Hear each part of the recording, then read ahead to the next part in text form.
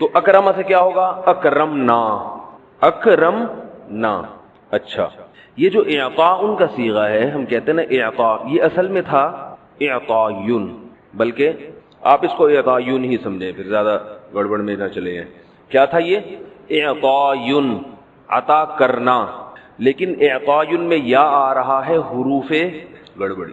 کل کسی سے میں نے پوچھا یہ کون سا حرف ہے، تو لائیو سیشن میں کوئی خاتون تھی یا پتہ نہیں کوئی مرد تھے، انہوں نے گڑبڑی ایسے لکھا، گڑ پتہ نہیں کچھ اس طرح کا، گڑ با، میں نے کہا یہ بہت زیادہ گڑبڑ ہو گئی ہے، اتنا گڑبڑی نہیں ہے۔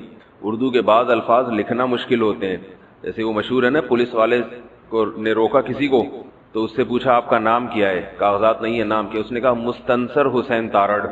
اب وہ مستنصر میں سین بی کا بھی شوشہ، تا کا بھی، نون کا بھی، صاد کا الگ سے، تو وہ بیچارے سے کافی دیر پولیس والے نے لکھنے کی کوشش کی مگر نہیں لکھ پایا، پھر اگلے دن کسی سے لکھوا کے لایا، پھر روکا کہ آپ کا نام کیا ہے، اس نے کہا جی مستنصر حسین تارڑ۔ اچھا جی، یہ تو میں پہلے سے لکھوا کے لایا ہوں۔ چالان کاٹ رہا تھا، والد کا نام بتاؤ، اس نے کہا متزلزل حسین تارڑ۔ اس نے کہا جاؤ یار، تمہاری قسمت میں چالان ہے ہی نہیں۔ اچھا خیر، اعطایون کا معنی عطا کرنا، یا حروف علت میں سے آ رہا ہے، اس لیے اس کو حمزہ سے بدل دیتے ہیں۔ اعطایون مشکل لگتا ہے عربوں کو، تو اعطاءن کر دیتے ہیں اس کو، ٹھیک ہے۔ لیکن جب یہ ماضی میں آئے گا نا، تو پھر یہ لفظ یا واپس آ جائے گی اصل حالت میں، تو اکرما سے ہوگا اعطیا۔ اب میں اس کی جلدی سے چھوٹی سی گردان لکھ دیتا ہوں آپ کو، یہ اس کو یاد نہ کرنا، آپ گردان کو یاد کرنے کی ضرورت نہیں ہے، دماغ پہ خامخواہ کا بوجھ نہ ڈالیں، کیونکہ جو چیزیں یاد کرنے کی ہیں پھر وہ نہیں یاد ہوں گی آپ سے، اس لیے اس کو صرف سمجھنے کے لیے لکھوا رہا ہوں، نوٹ کر لیں اپنی کاپی میں، اس سے زیادہ نہ کریں آپ۔ اعطیا جیسے اکرما، یہ ماضی کا پہلا صیغہ ہو گیا، کیا ہو گیا؟ اعطیا۔ اب یہ یا آ رہی ہے نا، اس کو الف سے بدل دیتے ہیں، اعطا۔ اعطا قرآن میں آتا ہے، حضرت موسیٰ علیہ السلام سے فرعون نے پوچھا کہ آپ کا رب کون ہے، تو حضرت موسیٰ نے کہا الذی اعطا کل شیء خلقہ، وہ رب ہے اعطا جس نے عطا کیا، کل شیء ہر چیز کو، خلقہ اس کی تخلیق، یعنی ہر چیز کو جو جس سانچے میں ڈھلی ہوئی ہے نا، یہ اس نے دی ہے۔ ثم پھر اس نے کیا کیا؟ ہدا، یہ بھی اصل میں ہدایا تھا، ضربہ کی طرح، پھر اس نے اس کو سیدھے راستے پہ چلا دیا، یعنی ہر چیز کو اس کی فطرت پہ ڈھالا اور پھر اس کی نیچر پہ چلا دیا۔ اعطایا، اعطا، ٹھیک ہے۔ اب جب یہ جائے گا، میں اس کی گردان لکھ دیتا ہوں آپ لوگ کو، اعطایا، اعطاؤ، اصل میں تھا اعطیو، اکرمو کی طرح، پھر یہ حروف گڑبڑی نے اعطاؤ بنا دیا اس کو، اعطیو مشکل تھا، انہوں نے اعطاؤ کر دیا، تو اس کو پڑھتے ہیں اعطاؤ، یہ الف لکھا جاتا ہے، پڑھا نہیں جاتا، اعطا، اعطیا، اعطاؤ۔ اعطیت سے بن جاتا ہے اعطت، یہ اصل میں تھا اعطیت اکرمت، لیکن وہی حروف گڑبڑی غائب ہو گیا، اعطت، اعطیتا، اعطیتا، عطا کیا ان دو عورتوں نے جی، یا کو الف سے بدلیں گے پہلے والے میں، صحیح کہہ رہے ہیں۔ اصل میں یہ لکھا ایسے جاتا ہے، لیکن یوں کھڑا زبر کے ساتھ لکھا جاتا ہے، یہ یا لکھی جاتی ہے تاکہ پتہ چلے کہ یہ اصل میں یا تھی یہاں پہ۔ آتا، آتیا، آتو، آتت، آتیتا، اعطینا، عطا کیا ان سب عورتوں نے۔ اعطیتا، اعطیتما، کچھ آپ لوگ بھی بول دیا کریں، اپنے منہ سے خوشی ہوگی۔ اعطیتم، اعطیتی، اعطیتما، اعطیتن، ٹھیک ہے، دو صیغے رہ گئے، جہاں جگہ رہ گئی یہاں لکھ رہا ہوں۔ اعطیتو، اعطینا، یہ لاسٹ ہے، 13 اور 14واں صیغہ یہ ہے۔ یہ ذرا بھائی اس کو ہیلو، اس کو تھوڑا سا یہ گردان کو فوکس کرے، ٹھیک ہے، آ گیا سمجھ میں؟ صحیح ہے۔ اب دیکھیں یہ کیا، کون سا صیغہ ہے آخری؟ اعطینا، عطا کیا ہم نے، ٹھیک ہے نا۔ اس کو پھر جس نے اتارنا ہو تو وہ اس میں دیکھ کے اتار لے، کس میں دیکھ کے اتار لے؟ ویڈیو لیکچر میں دیکھ کے اتار لے، یہ بھی بتانا پڑتا ہے، ویڈیو لیکچر میں پاز کا بٹن دبا کے روک لیں پھر اتار لیں، اس سے زیادہ کیا وضاحت کی جا سکتی ہے بھائی۔ انا، بے شک ہم نے، اعطینا، عطا کیا ہم نے، کا آپ، عطا کیا ہم نے آپ کو، کا مطلب تو پتہ ہے نا، الکوثر، کیا عطا کیا ہم نے آپ کو؟ کوثر عطا کی، بے شک عطا کی ہم نے آپ کو کوثر۔ فا کا معنی تو یا پھر، صلی، صلی کیا ہے؟ آپ کو میں نے ایک مصدر بتایا تھا تسبیح، میں نے کہا تھا اس وزن پر بہت سارے ورب آتے ہیں، جیسے تسبیح، نمبر 2 تعلیم، ترقیم، تکبیر اور ترتیب، اور بولیں تنقید، کسی پہ تقلید، کسی کی تقلید کرنا، تعبیر بتانا بتایا تھا نا میں نے. اس کے بارے میں نے یہ بھی بتایا تھا جو مصدر اس وزن پر ہوگا اس کا ماضی تسبیح ہے نا تو سبحا، یہ اس کا ضربہ ہے. جیسے اکرما میں تھوڑی چینجنگ تھی نا، اکرما تھا ضربہ، تو یہ ان کا ضربہ کیا ہوگا، اس کا فعلہ کیا ہوگا سبحا، اور اس کا یفعلو ہوگا یسبحو، اس کا یفعلو کیا ہوگا یسبحو. یہ پچھلے سبق میں آپ کو بتا چکا ہوں. یسبحو یسبحو، سبحا تسبیح کی اس ایک نے ماضی میں، یسبحو تسبیح کرتا ہے. اچھا دیکھیں یہاں تا سین با یا ہا، اگر یہ ہا کے بجائے حروف گڑبڑی میں سے کوئی لفظ یہاں آ جائے تو یہ مصدر کی شکل بھی بگڑ جاتی ہے. صحیح ہے. جیسے یہ تسبیح ہے، اگر یہ ہوتا تصلیب، صاد لام اور واو، صلات میں کون کون سا لفظ آتا ہے، صاد لام اور واو، یہ حروف اصلیہ ہیں لفظ صلات کے. صلات اس کے حروف اصلی ہیں صاد لام اور واو، یہ تا زائد ہے. تو صاد لام اور واو یہ جب اس شکل میں آتا ہے تو کیا بن جائے گا تصلیب. کیا بنے گا تصلیب، تسبیح کی طرح کیا بن جائے گا تصلیب. ایک بات سمجھ میں آ گئی. اچھا یہ جو ہے تصلیب، اب یہاں حروف گڑبڑی نے بہت ساری گڑبڑیں مچا دی ہیں. بعض دفعہ حروف گڑبڑی صرف ایک گڑبڑ کرتا ہے، بعض دفعہ بہت ساری چیزیں لے آتا ہے. یہ گڑبڑ ہو کے بن جاتا ہے تسلیہ، تسلیتن، یعنی ہے یہ تسبیح سے ملتا جلتا لیکن بنتا کیا ہے تسلیتن. اس میں تا بھی اضافی لگا دیتے ہیں، واو کو یا سے بدل دیتے ہیں، اور تسلیبن کو پڑھتے کیا ہیں تسلیتن. اب اس سے ملتے جلتے اردو میں بھی الفاظ ہیں، جیسے تصفیہ، بھائی تصفیہ ہونا چاہیے، کہتے ہیں کہ نہیں کہتے تصفیہ یہ اصل میں کیا تھا تصفیون، تسبیحون کی طرح، لیکن آخر میں حرف علت آ رہا ہے نا تو تسبیحن کو تسبیحتن بنا دیا اس نے. سمجھ رہے ہیں، تصفیہ ہونا چاہیے. اور ایک اور چیز ہے بھائی تصفیہ، ایک ہے تصفیہ فا سے، تصفیہ صفائے کو کہتے ہیں، اور ایک ہے تسویہ برابری کرنا. اور آپ بتائیں اس سے ملتے کچھ آپ بھی تو بتایا کریں اردو میں کوئی استعمال ہوتا ہو. تسمیہ، تسمیتن، سوری زیادہ ہی تے ہو گئی، تسمیتن، تسمیہ بسم اللہ پڑھنے کو کہتے ہیں تسمیہ، اصل میں تھا تسمیون. صحیح ہے نا، اصل میں کیا تھا تسمیون. یہ بات ہو گئی کلیئر، سمجھ میں آئی؟ ٹھیک ہے، نہیں آئی تو اتنا گھبرانے کی بات نہیں ہے. جب بھی کوئی چیز سمجھ میں نہ آیا کریں تو ٹینشن ختم کرنے کا ایک فارمولہ ہے میرے پاس، میں طلبہ کو بتاتا رہتا ہوں جب سبق پڑھاتا ہوں جامعہ میں، تو ان کے بعد بتاتا ہوں کہ جو چیز سمجھ میں نہیں آ رہی تو یہ سوچ لیا کریں زندگی میں بہت ساری چیزیں ایسی ہیں جو ہماری سمجھ میں نہیں آئیں، تو ان میں ایک اور یہ بھی ڈال لو. تو جیسے اتنی ساری چیزیں سمجھ میں نہیں آئیں اس سے کوئی ٹینشن نہیں ہوتی، کوئی برین ہیمریج نہیں ہوا، دماغ خراب نہیں ہوا، ایک اور صحیح اس میں شامل کر لو. ساری چیزیں دنیا میں کوئی بھی نہیں ہے جو سمجھ کے جائے.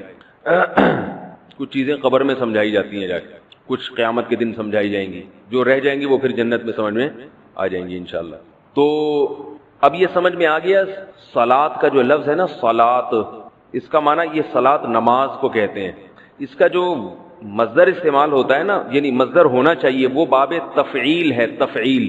اب آپ یہ دیکھیں تسبیح کا ماضی کیا تھا سبحا، اور مضارع کیا ہے ابھی تو بتایا ہے یسبح. تو صلات سے ماضی کیا ہوگا بولیں یار، بڑی خوشی ہو جائے گی اگر آپ خود بول دیں. صلوا، پھر بن جائے گا صلا، اصل میں ہوگا صلوا، نماز پڑھی اسے شخص نے گزرے ہوئے زمانے میں. اور مضارع ہوگا یصلیبو، نماز پڑھتا ہے یا پڑھے گا وہ ایک شخص گزرے ہوئے آئندہ آنے والے زمانے میں. ٹھیک ہے.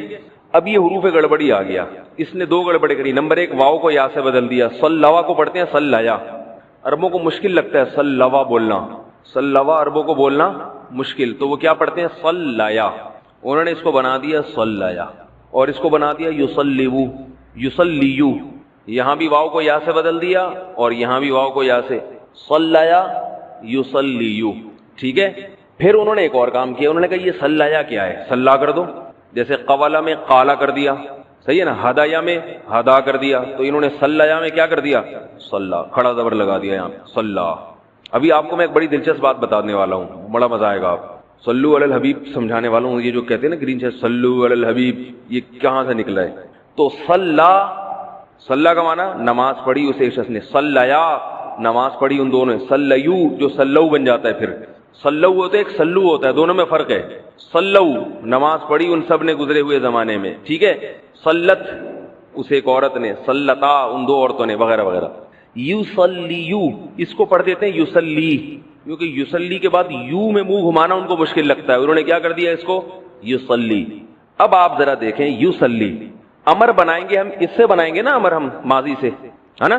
انہوں نے جواب درست دیا، کہہ رہے ہیں ہاں ماضی سے بنائیں گے. اور امر کس سے بناتے ہیں بھائی؟ اس سے مضارع سے بناتے ہیں، ماضی سے نہیں بناتے. اور مضارع میں کس صیغے سے بنائیں گے؟ حاضر والے. تو یہ یصلی کو کیا کریں گے پہلے؟ تصلی پڑھتا ہے یا پڑھے گا تو ایک آدمی. اچھا صلاح کا معنی نماز پڑھنا بھی ہوتا ہے، درود پڑھنا بھی ہوتا ہے. درود پڑھنا ٹھیک ہے نا، نماز پڑھنا بھی ہوتا ہے اس کا معنی، درود پڑھنا بھی، دعا کرنا بھی ہوتا ہے. تو تصلی پڑھتا ہے یا پڑھے گا تو ایک آدمی. اب اس سے امر بنائیں، تا گرائی ہم نے، صلی بن گیا. شروع میں حمزہ لائیں گے؟ نہیں لائیں گے، کیونکہ بعد میں آپ پچھلے لیکچر سنیں انشاءاللہ پھر بہت اچھی طرح سمجھ میں آئے گا آپ کے. یہ زبر پہلے سے موجود ہے. ہم نے کرتے کیا ہیں کہ میں نے بتایا تھا کہ آخر میں کو جزم دینا ہے نا ہم نے، اب یہاں جزم پہلے سے ہے تو ہم اس کو غائب کر دیں گے. جیسے پہلے بھی ایک دفعہ ہم نے کیا تھا غائب. کہاں کیا تھا؟ اہدی. آپ لوگوں نے تو قسم اٹھائی بھی، ہم نے خود اپنے منہ سے کچھ پچھلا میں سے بتانا نہیں ہے. اہدی کیا تھا نا ہم نے، تو یہاں صلی میں کیا کر دیں گے؟ صلی. یہ سب مٹا دیتا ہوں، یہ بن گیا. صلی کا معنی نماز پڑھو، اور اس کا معنی درود پڑھو بھی ہے. اب صلو علی الحبیب تک ہم نے پہنچنا ہے، اگرچہ ہمارے سبق کا حصہ نہیں ہے لیکن اب صلو علی الحبیب آ گیا ہے تو ہم پہنچیں گے انشاءاللہ وہاں تک. صلی صحیح ہے نا. تثنیہ دو کا صیغہ کیا آئے گا؟ صلی. صلی یا تصلی تھا نا، تصلی یعنی، تصلی یعنی تھا تو آخر سے نون ہٹا دیں، شروع سے تا ہٹا دیں، صلیہ. تثنیہ کا صیغہ بن جائے گا صلیہ. درود پڑھو تم دونوں مرد. اور جمع کا بن جائے گا صلیو. صلیو درود پڑھو تم سب، یا نماز پڑھو تم سب. اب یہ صلیو میں جو حروف گڑبڑی نے گڑبڑ کر کے اس کو صلو بنا دیا. عرب صلیو کو شارٹ میں کیا پڑھتے ہیں؟ صلو. اسی سے نکلا ہے صلو علی الحبیب. اگرچہ ان کو پتہ نہیں ہے کیسے نکلا، اتنے پڑھے لکھے ہوتے تو پھر یہ بدعتیں نہیں کرتے، لیکن بہرحال یہ صلو کا مطلب سمجھ میں آ گیا. صلی یو میں منہ کو دو دفعہ گھمانا پڑ رہا ہے نا، تو حروف گڑبڑی نے یہاں دو گڑبڑے کر دیا. کہ وہ کیا کرتی کہ انہوں نے یہ یا کو بھی حذف کر دیا اور یہ جو پیش تھا ادھر لگا دیا. صلیو کو پڑھتے کیا ہے شارٹ میں؟ صلو. اب دیکھیں پاس اس کا کیا تھا؟ ماضی. صلا، صلیا، صلیو، صلیو یہ ماضی تھا. صلیو اس کو پڑھتے ہیں صلو، شارٹ میں پڑھتے ہیں صلو. اور اس کو پڑھتے ہیں شارٹ میں صلو. ٹھیک ہے، یہ ہے صلو، یہ ہے صلو. تو پتہ چلا صلو کا معنی درود پڑھا انہوں نے گزرے ہوئے زمانے میں. اسی زبر کو پیش کر دیں گے تو امر بن جائے گا، صلو پڑھو تم لوگ. یہ عربی میں بہت ہے، زبر زیر پیش سے پورے میننگز، پورے ٹینس تبدیل ہوتے ہیں. یہ میں اس کی کئی مثالیں آپ کو دے چکا ہوں، اور بھی بہت مثالیں آپ نے جو گردانیں پڑھی اسی میں بہت مثالیں آ جائیں گی، لیکن کیونکہ ہمارا ہدف یہ چیز نہیں ہے اس لیے میں اس کو زیادہ وہ نہیں کرتا. صلو صلو. ان میں سے کچھ بھی اگر آپ کی سمجھ میں نہیں آیا تو بھی گھبرانے کی بات نہیں ہے. ہمارا اصل لفظ ہے صلی، بس یہ آنا چاہیے سمجھ میں، باقی یہ اضافی گرامر ہے. اصل میں سمجھ میں یہ لفظ آنا چاہیے صلی. یہ کہاں سے نکلا؟ تصلی سے. تا کو گرایا صلی بن گیا، یا کو گرایا صلی. فصلی حل ہو گیا یہ لفظ ہے بھائی. فصلی پس صلی نماز پڑھو. ایک شخص کو خطاب ہے یعنی محمد صلی اللہ علیہ وسلم کو. فصلی بس اے محمد نماز پڑھو آپ. لی ربی کا، لی کا معنی لیے، رب کا معنی رب، ربی کا تیرے رب کے لیے. فصلی لی ربی کا نماز پڑھیں اپنے رب کے لیے. واو کا معنی اور انحر، نہر کہتے ہیں اونٹ کو ذبح کرنا، نہر کرنا. اونٹ کے جو یہاں چاقو مارا جاتا ہے نا اس کو نہر کرنا. یہ کون سا صیغہ ہے؟ انحر بتا دیں یار، بہت خوشی ہوگی بھائی. منت مان رہا ہوں میں کہ یار اگر کسی نے بتا دیا تو میں اتنے روزے رکھوں گا. ابھی مانی نہیں ہے کہیں ہو نہ جائے. امر ہے، ارحم کی طرح ہے نا بھائی. رحیم یرحمو سے ارحم، تو نہر ینہرو سے نہرا ماضی آتا ہے، ینہرو مضارع. انحر و انحر میں جب واو سے ملا دیا تو ونہر ملا کے پڑھتے ہیں اس کو. ونہر کا معنی قربانی کیجئے. انا بے شک، شانیہ، شانی کہتے ہیں بغض رکھنے والا، بغض رکھنے والا یعنی دشمن. انگلش میں اینیمی کہتے ہیں دشمن کو، اینیمی دشمن. شانی ان بغض رکھنے والا، اینیمی، اینیمل نہیں، اینیمی دشمن، نفرت رکھنے والا آپ سے. انا بے شک شانی کا آپ کا دشمن، تمہارا دشمن ہوا وہ ہے الابتر. ابتر کو سمجھیں، بس یہ آخری لفظ رہ گیا تو ہماری سورہ کوثر ختم گرامر کے لحاظ سے. بتر عربی میں کہتے ہیں، بتر کا معنی ہوتا ہے کاٹنا، اور عام طور پر یہ کسی جانور کی دم کاٹنے کے معنی میں استعمال ہوتا ہے. جانور کی دم کاٹنا، قطع الذنب، ذنب عربی میں دم کو کہتے ہیں، دم کاٹنا بتر. ابتر، ابتر جانور پر اطلاق ہوگا تو اس جانور کو کہیں گے جس کی دم غائب ہو، اور انسان کو جب ابتر کہا جاتا ہے تو انسان کی دم تو ہوتی نہیں، مراد کیا ہوتا ہے اس کے پیچھے کوئی نہیں ہے. یعنی جب یہ مرے گا تو اس کے پیچھے رونے والا، اس کا تذکرہ کرنے والا، اس کا اچھا ذکر کرنے والا، اس کے کاروبار کو سنبھالنے والا کوئی بھی نہیں ہے. کیا مطلب؟ ایسا شخص جس کی نسل ختم ہو گئی ہو، سمجھ رہے ہیں؟ جو خیر اور برکت سے محروم ہو، نسل جس کی نسل نہ چلے آگے، اس کے مرتے ہی اس کا ذکر اور تذکرہ ختم ہو جائے، تو ایسے شخص کو کہا جاتا ہے ابتر. ہم کہتے ہیں نا بھائی آپ کی حالت تو بہت ہی ابتر ہو گئی ہے.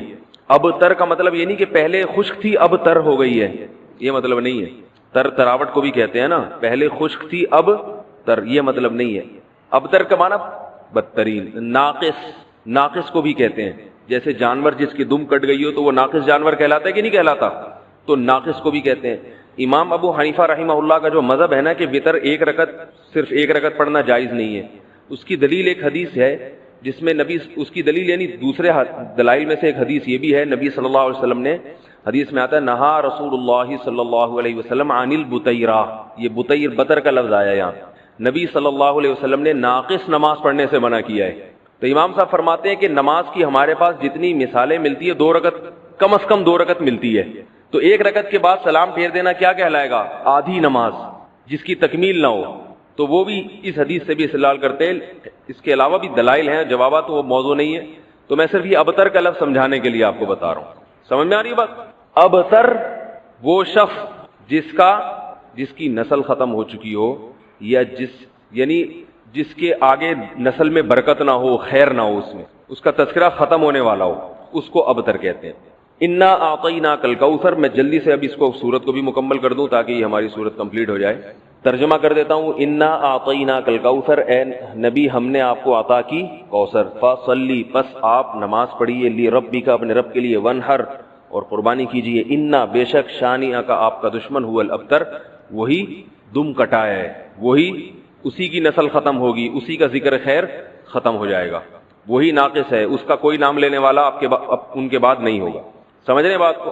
اس صورت کا میں شان نزول بتا دیتا ہوں آپ کو، کچھ اس کی فضیلت کیا ہے اور اس کی تفسیر کیا ہے. یہ آپ کو تحریری شکل میں مل جائے گی، لہذا لکھنے کی ضرورت نہیں ہے. ٹھیک ہے؟ جیسے سورہ فلق اور سورہ ناس کا خلاصہ مل گیا نا آپ لوگوں کو. کس کس کو ملا ہے؟ سب کو مل گیا؟ آپ کو نہیں ملا؟ نیٹ سے دیکھ لیں، مل جائے گا انشاءاللہ. کب سے بھیجا ہوا ہے؟ اس کے بعد اذا جاء نصر اللہ قل یا ایھا الکافرون، ان صورتوں کے بھی آپ کو خلاصے سورہ اخلاص کا مل جائے گا انشاءاللہ. تو یہ جو بھی بتا رہا ہوں یہ بھی تحریری شکل میں آپ کو دے دیا جائے گا. اس صورت کا شان نزول یہ ہے کہ رسول اللہ صلی اللہ علیہ وسلم کو اللہ تعالیٰ نے حضرت خدیجہ سے 2 بیٹے دیے تھے. ایک کا نام تھا قاسم اور ایک کا نام تھا ابراہیم. آپ صلی اللہ علیہ وسلم کی جتنی بھی اولاد ہوئی ہے صرف حضرت خدیجہ سے ہوئی ہے. حضرت خدیجہ کے علاوہ آپ کی اولاد کسی اور زوجہ سے نہیں ہوئی. حضرت خدیجہ سے 4 بیٹیاں تھیں اور 2 بیٹے. ایک بیٹے کا نام قاسم، دوسرے کا نام ابراہیم. قاسم کی جب ولادت ہوئی ان کا بھی انتقال ہو گیا، اور ابراہیم کی ولادت ہوئی تو ان کا بھی انتقال ہو گیا. عرب میں نرینہ اولاد کی بڑی اہمیت تھی، کیونکہ انسان کا نسب اس کی نرینہ اولاد سے چلتا ہے، بیٹیوں سے نہیں چلتا. بیٹیاں تو غیروں کی ہوتی ہیں، رخصتی ہو کے دوسروں کے ہاں چلی جاتی ہیں، ان کے نسل میں اضافہ کرتی ہیں، ان کی نسل بڑھاتی ہیں. اپنے شوہر اور اپنے شوہر کے ددیال کی نسل میں اضافہ کریں گی. وہ اپنے باپ کی نسل میں اضافہ کون کرتا ہے؟ بیٹا. کیونکہ نسب کس سے چلتا ہے؟ باپ سے چلتا ہے، سوائے بلاول بھٹو کے. بلاول بھٹو کے بارے میں کہتا ہوں کہ بلاول بھٹو اسلامی تاریخ، غیر مسلموں کے ہاں تو ماں سے چلتا ہے جو نیچر کے خلاف ہے، لیکن اہل اسلام میں، اسلامی تاریخ میں سوائے بلاول بھٹو کے آج تک کوئی ایسا شخص پیدا نہیں ہوا جس کے نسب اور خاندان ماں سے چلتا ہو. بلاول بھٹو زرداری کے بیٹے ہیں، مگر خاندان ان کا کیا کہلاتا ہے؟ قوم جو آخر میں لگتی ہے وہ بھٹو کہلاتی ہے، حالانکہ وہ بھٹو ان کی والدہ تھیں، ان کے والد محترم بھٹو نہیں. تو سیاست میں انہوں نے نسب ہی کو بگاڑ دیا اپنا. سمجھ رہے بات کو؟ تو یہ سیاسی لوگ اتنے خطرناک ہوتے ہیں کہ یہ اپنے باپ کے نسب کو بدل دیتے ہیں سیاست کے چکر میں، کیونکہ زرداری لگے گا تو ووٹ نہیں ملیں گے، ووٹ بھٹو کے نام کو کیش کرانا ہے۔ خیر، تو رسول اللہ صلی اللہ علیہ وسلم کے 2 بیٹے ہوئے، دونوں کا انتقال ہو گیا۔ عرب میں بے اولادی کو بھی معیوب سمجھتے تھے، کیونکہ آپ کی نسل چلے گی بیٹوں سے، اور بیٹے ہیں جو باپ کی بہت زیادہ عزت کا ذریعہ بنتے ہیں۔ بیٹیوں کے اپنے فضائل ہیں، لیکن ظاہر ہے نسل بیٹیوں سے نہیں چلتی۔ تو جب نبی صلی اللہ علیہ وسلم کے دونوں بیٹے مر گئے، دنیا سے چلے گئے، تو عاص ابن وائل بہت بڑا دشمن تھا اہل اسلام کا، وہ اور قریش، دیگر قریش، وہ یہ کہنے لگے کہ محمد صلی اللہ علیہ وسلم معاذ اللہ ابتر ہیں۔ کیا مطلب؟ ان کی نسل ختم، اور ان کا نام لینے والا ان کے بعد دنیا میں کوئی نہیں ہوگا، کیونکہ بیٹے ہی نہیں ہیں، تو یاد کون رکھے گا؟ اولاد ہی نہیں ہے، باپ دادا کے نام کون لے گا؟ اولاد تو ہے ہی نہیں، بیٹیاں ہیں۔ سمجھ رہے بات کو؟ آپ صلی اللہ علیہ وسلم کو اس طعنے سے تکلیف ہوتی تھی، تو اس پر یہ صورت نازل ہوئی کہ اے نبی، آپ کا ذکر ختم نہیں ہوگا، آپ کی روحانی اولاد بہت ہوگی۔ باقی اللہ نے آپ کو بیٹا کیوں نہیں دیا، یہ دیا تو اٹھا کیوں لیا، اس کی حکمت ایک اور مقام پہ بیان کی گئی ہے، وہ میں بتاتا ہوں آپ کو بعد میں۔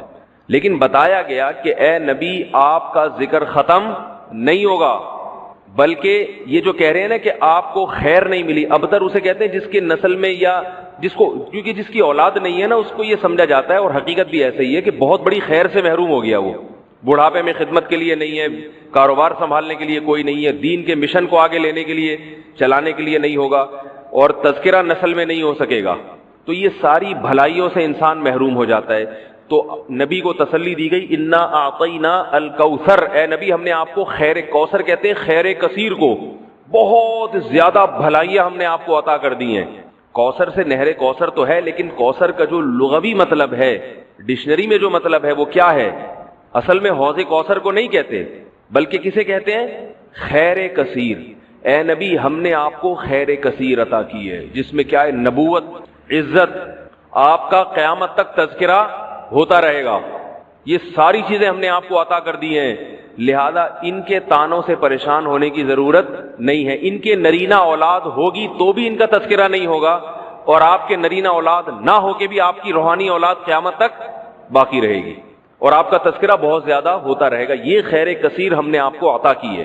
پھر اسی خیر کثیر میں سے ایک خیر حوض کوثر بھی ہے، جس کا نام کوثر اس لیے رکھا گیا کہ وہ ایک پانی کی نہر ہے جو نبی صلی اللہ علیہ وسلم کو قیامت کے دن دی جائے گی، اور آپ صلی اللہ علیہ وسلم خود بھی اس سے پئیں گے اور اپنے امتیوں کو بھی اس سے پلائیں گے۔ اس پانی میں بھی اللہ نے خیر کثیر رکھی ہے۔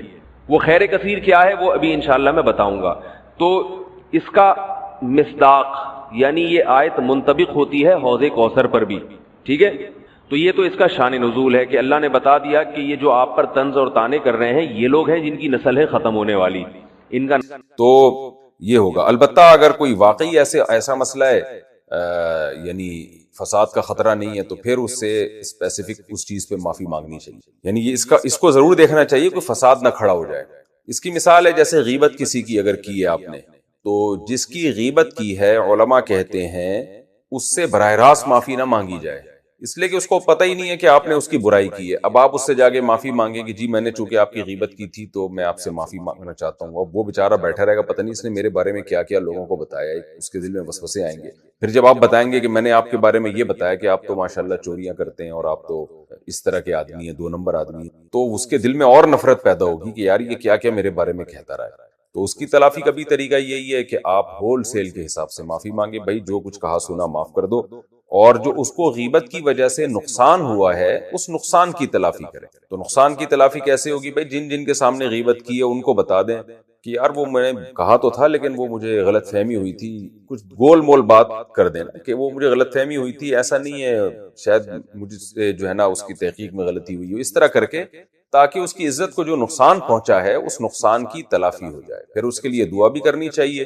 تو یہ ہے حقوق العباد کی معافی کا طریقہ، وہ ان چیزوں میں جن میں براہ راست معافی مانگنے میں فساد کا خطرہ ہو، ان میں جاب کے لیے روزے رکھنے کی منت ماننا، میں شادی شدہ ہوں، میری والدہ نے یہ نظر مانی ہے کہ جب تک میری جاب نہیں لگ جاتی وہ ہر پیر کے دن میرے لیے روزہ رکھا کریں گی۔ مگر اب کچھ ایسے آزار آ گئے ہیں اور جاب کرنے کے بارے میں بھی ارادہ ڈگمگا رہا ہے، تو اس صورت میں کوئی کفارہ بتا دیں کہ وہ آگے روزے چھوڑ سکیں۔ بنت عبداللہ، دیکھیے اگر والدہ نے زبان سے یہ الفاظ کہے تھے کہ جب تک جاب نہیں لگے گی میں اللہ کے لیے میرے اوپر لازم ہے کہ میں ہر پیر کے روزے رکھوں، یا میں نے اپنے اوپر روزے واجب کر لیے، تو ان کو روزے رکھنے پڑیں گے۔ ہاں یہ حالت ہو جائے کہ جس کی وجہ سے رمضان کا روزہ چھوڑنا جائز ہو جاتا ہے، جو اتنی کنڈیشن ہو جاتی ہے کہ جس کی بیس پہ رمضان کا روزہ چھوڑنا جائز ہو جاتا ہے، تو پھر ایسے روزے کی قضا کریں گی وہ، یعنی رمضان کے روزے کی طرح ہو گیا یہ، تو پھر اس کی قضا کریں گے۔ پیر کو نہیں رکھ سکی بیماری کی وجہ سے یا شرعی عذر کی وجہ سے، تو پھر منگل بدھ جمعرات کسی بھی دن رکھ کے اس کی قضا کریں۔ جب یہ کنڈیشن ہو جائے کہ قضا رکھنا بھی ناممکن ہو جائے، تو پھر اس روزے کا فدیہ دینا پڑے گا ان کو۔ اس لیے منتیں نہیں ماننی چاہیے، اس طرح کی لوگ مان لیتے ہیں پھر بعد میں اس کو پورا نہیں کر پاتے۔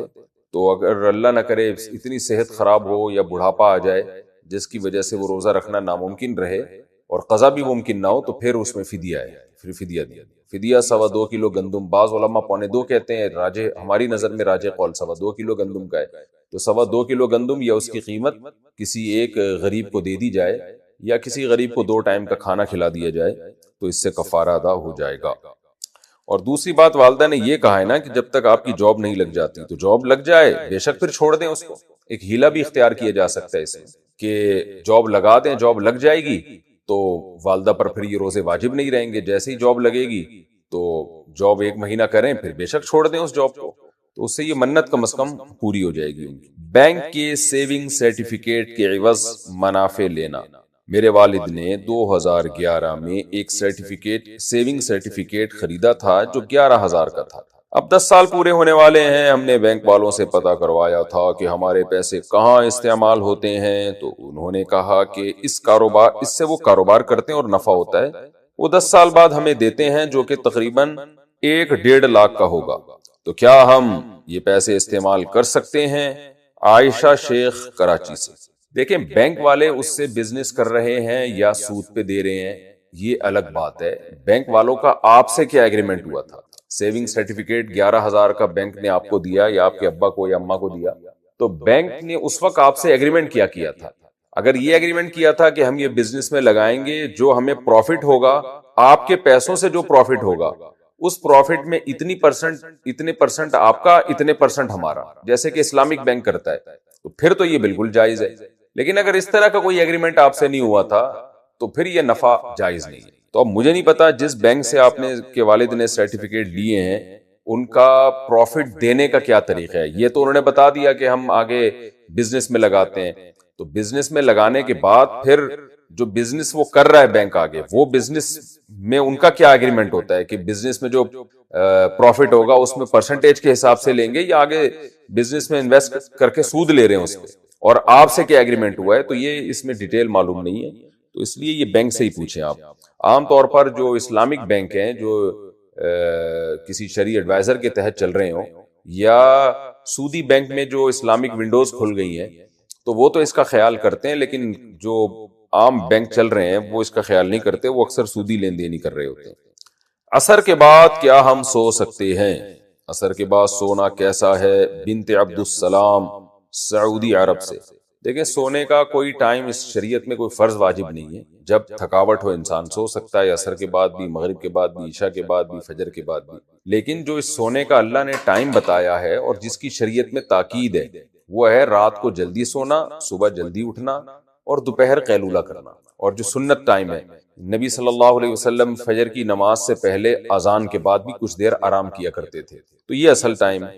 اور فجر کی نماز کے بعد بہت سے اسلاف سے سونے کی ممانعت منقول ہے، یعنی کوئی اچھا وقت نہیں ہے سونے کا، یہ تو ناپسندیدہ ہے فجر کے بعد سونا۔ اسی طرح عصر کے بعد سونے کو بھی ناپسند کیا گیا ہے، تو ناپسند تو ہم کہیں گے لیکن ناجائز حرام نہیں ہے، کیونکہ یہ ٹائم تو ایسا ہوتا ہے اس میں انسان ٹھنڈا وقت ہوتا ہے، کام کاج کا وقت ہوتا ہے، اس میں آپ سو گئے تو یہ تو بے برکتی ہوگی، تو ناجائز حرام نہیں ہے بہرحال، لیکن یہ کہ ناپسندیدہ ضرور ہے۔ لیکن اگر کوئی مجبوری ہے تو پھر ناپسندیدہ بھی نہیں ہے، کوئی بہت تھکا ہوا ہے، اس کو پتا ہے کہ میں کچھ نہیں کر سکتا، یا اس کو بعض دفعہ نیند پوری نہ ہونے سے بیماری کا بھی خطرہ ہوتا ہے، ڈپریشن میں جانے کا خطرہ ہوتا ہے، تو ایسے موقع پہ پھر کسی بھی ٹائم پہ سو سکتے ہیں آپ، فجر کا وقت، فجر کے بعد کا وقت ہو یا عصر کے بعد کا وقت ہو۔ بہتر یہ کہ اپنا اسکیجول ایسا بنانا چاہیے کہ ایسے ناپسندیدہ ٹائموں پہ سونے کی نوبت ہی نہ آئے، لیکن اگر کبھی یہ ضرورت پڑ گئی تو کوئی حرج نہیں۔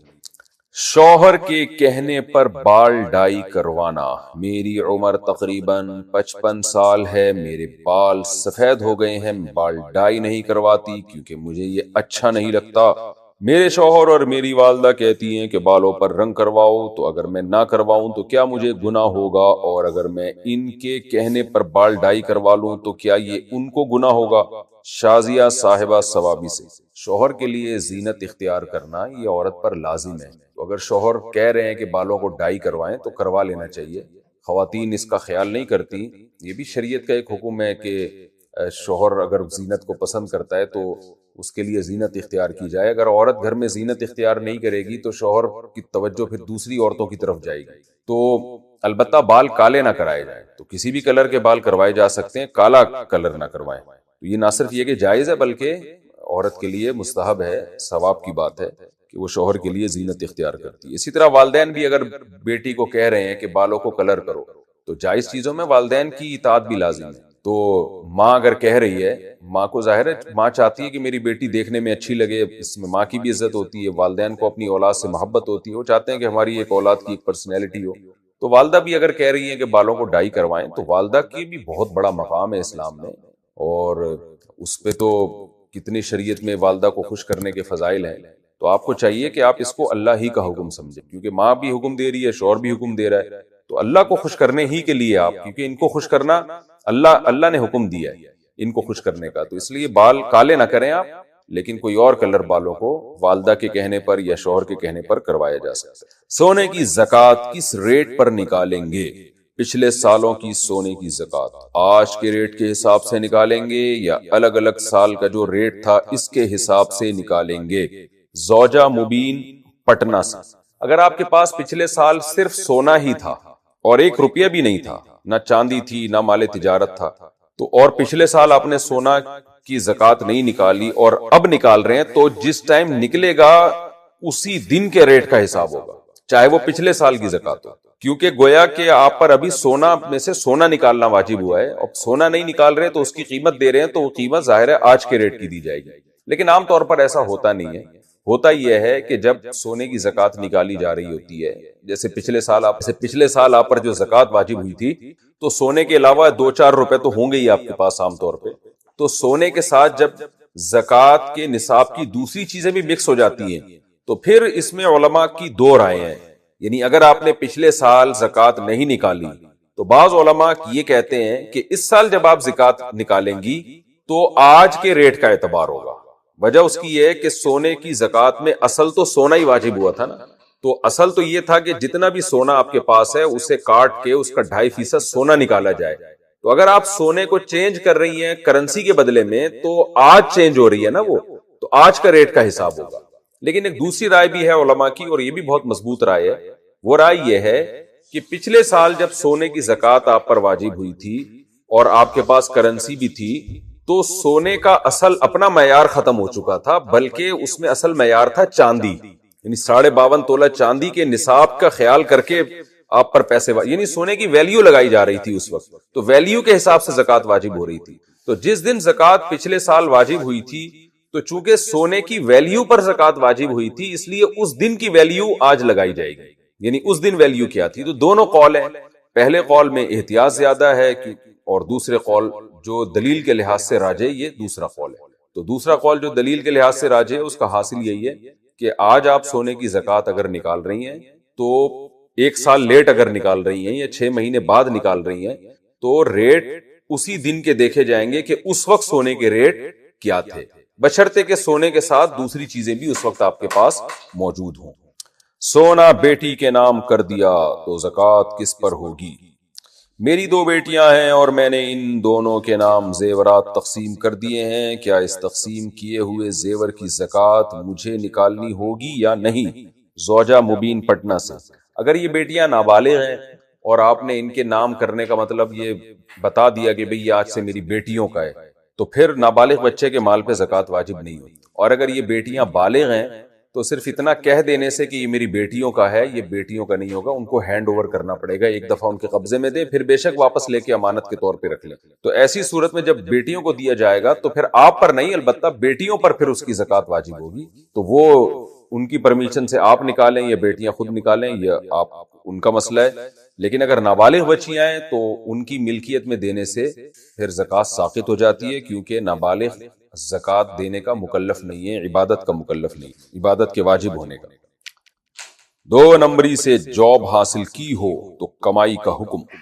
اگر کسی نے غلط طریقے سے ٹیسٹ پاس کر کے جاب حاصل کی ہو لیکن اب وہ جاب پابندی اور دیانتداری سے ادا کرتا ہو تو اس جاب کی انکم اس کے لیے حلال ہوگی یا نہیں؟ محمد اظہر فاروق کرک سے.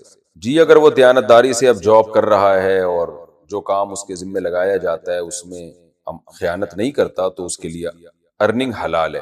البتہ 2 نمبری طریقے سے جاب حاصل کرنا، غلط طرح سے ٹیسٹ پاس کرنا، یہ عمل بہرحال ناجائز ہے، دھوکے میں آتا ہے. لیکن اس سے جو جاب ملے گی، جاب اس پہ نہیں، جاب میں جو آپ کو تنخواہ ملتی ہے وہ ٹیسٹ پاس کرنے کی نہیں ملتی، بلکہ تنخواہ ملتی ہے آپ کو جو کام آپ کے ذمہ لگایا ہے وہ کام آپ کر رہے ہیں تو اس کی تنخواہ ملتی ہے. تو کام اگر آپ دیانتداری سے کر رہے ہیں، اس کے صحیح طریقے سے کر کے دے رہے ہیں ان کو کام، تو وہ تنخواہ آپ کے لیے بہرحال حرام نہیں. شوہر اپنے پیسوں سے بیوی کی زکوٰۃ دے سکتا ہے. شوہر اور بیوی کا مال اگر مشترک ہو اور شوہر اپنی کمائی سے ساری زکوٰۃ دے رہا ہو، یعنی بیوی کے زیورات کی زکوٰۃ بھی شوہر ہی دے رہا ہو، تو کیا اس طرح سے زکوٰۃ ادا ہو جائے گی یا بیوی کو اپنی زکوٰۃ خود دینی ہوگی؟ محمد گلزار یو پی سے. جی بیوی کی زکوٰۃ شوہر خود بھی دے سکتا ہے، لیکن اس کو بتانا ضروری ہے. بتائے بغیر اگر زکوٰۃ دے دی پھر بیوی کو بعد میں جا کے بتایا تو پھر زکوٰۃ ادا نہیں ہوگی، چاہے وہ بعد میں راضی بھی ہو جائے. تو دینے سے پہلے بتایا جائے، بے شک ایک دفعہ بتا دیں اس کو کہ بھئی جب بھی تم پر زکوٰۃ واجب ہوگی تو میں ہوں تمہارا میاں، میں زکوٰۃ ادا کروں گا، تم مجھے پرمیشن دے دو. وہ زبان سے کہہ دے اجازت ہے، یا خاموش رہنا بھی اجازت ہی میں آتا ہے، کون منع کرے گا اس میں.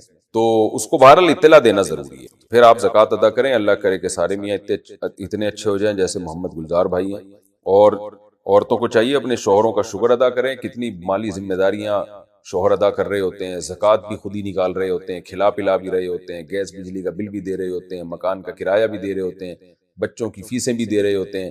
تو جو مسلمان مرد ہے وہ بہت زیادہ، جو شریف آدمیوں کی بات کر رہا ہوں جو اس وقت میرا بیان سن رہے ہیں ان کی بات کر رہا ہوں، وہ بہت زیادہ حقوق ادا کرتے ہیں.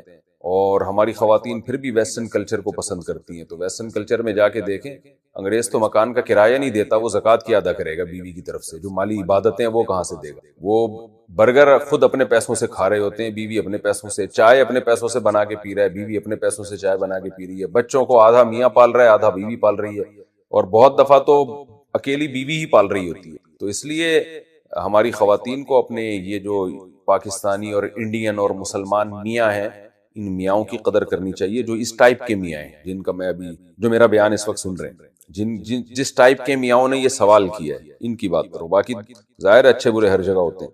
سونا قرض دے کر زیادہ پیسے وصول کرنا. اگر لوگ پیسے کی جگہ سونا قرض دیں اور واپسی میں اس کی قیمت سے زیادہ وصول کریں تو کیا یہ بھی سود شمار ہوگا یا نہیں؟ عرفات حسین جیکب آباد سے. قرض کی ڈیفینیشن یہی ہے کہ جو چیز دی جائے گی واپسی اسی میں ہوگی، یعنی اصل وہ چیز ہی واجب ہوگی. آپ نے کسی کو 1 تولہ سونا قرض دیا تو اب آپ یہ شرط نہیں پہلے سے لگا سکتے کہ میں واپسی جو ہے پیسوں کی شکل میں لوں گا، یہ جائز نہیں ہے. آپ نے 1 تولہ سونا قرض دیا تو اب کیا ہوگا، 1 سال 2 سال 6 مہینے کے بعد وہ 1 تولہ سونا ہی واپس کرے گا. ہاں جب وہ سونا واپس کرنے لگے اس وقت پھر آپ آپس کی انڈرسٹینڈنگ سے یہ کہہ سکتے ہیں کہ بھائی سونے کا کے بجائے سونے کا جو مارکیٹ ریٹ چل رہا ہے وہ مجھے دے دو، یہ جائز ہو جائے گا، یعنی ریٹ میں پیسے دے دو. تو اس وقت اس میں چینجنگ کی جا سکتی ہے مارکیٹ ویلیو کے حساب سے، لیکن پہلے سے یہ جائز نہیں ہے کہ آپ اس کو کہیں کہ واپسی میں پیسوں کی شکل میں لوں گا، کیونکہ یہ تو پھر خرید و فروخت کے حکام اس پر جاری ہوں گے. تو یہاں جو ہے نا یہ ضرورت سونا قرض دینے کی اس وقت آتی ہے کہ کرنسی ڈی ویلیو ہوتی ہے. میں تو لوگوں سے کہتا ہوں کہ جب لمبے عرصے کے لیے قرض دو تو سونے میں دیا کرو. تو اس کا فائدہ یہ ہے کہ اگر وہ قیمت بڑھ گئی سونے کی تو آپ زیادہ پیسے لیں گے، قیمت گھٹ گئی تو کم پیسے لیں گے.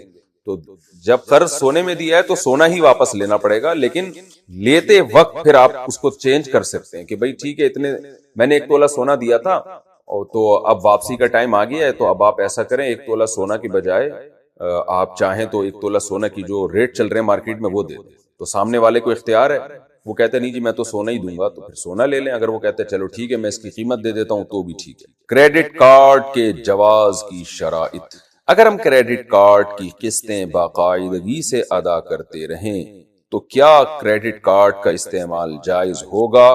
طاہر محمد لاہور سے۔